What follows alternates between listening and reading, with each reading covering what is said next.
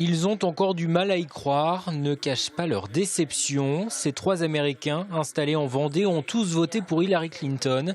Ce mercredi matin, l'annonce de la victoire de Donald Trump a assommé Alice Cook-Perron, professeure d'anglais. Aujourd'hui, je ne suis pas très fière d'être américaine. Je vais me sentir un peu dans l'obligation d'expliquer cette élection à beaucoup de personnes, dont mes élèves, mes étudiants.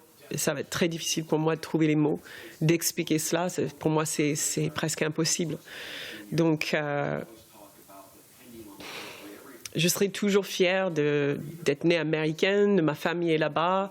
Ce sont mes racines, encore une fois. Mes filles sont américaines. Mais aujourd'hui, dans l'instant même, cette parenthèse de moment, je ne suis pas très fière. Non. Raphaël Lafont, lui, n'a quasiment pas dormi de la nuit. Ce Franco-Américain est resté scotché devant sa télévision pour suivre les résultats État par État.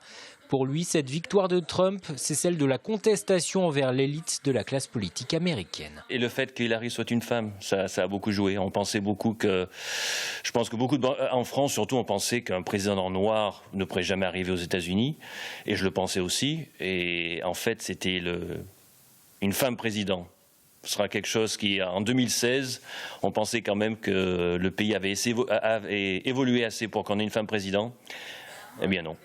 Diane Lafont, elle, tente de rassurer. Elle estime que si les Républicains tiennent leurs promesses de campagne, d'une certaine façon, l'Amérique et les Américains pourraient en sortir gagnants. En revanche, elle s'inquiète pour le reste du monde. Qu'est-ce qu'ils vont faire avec Poutine, qui, tout le monde le sait, n'est pas en très bons termes avec l'Amérique et les Républicains?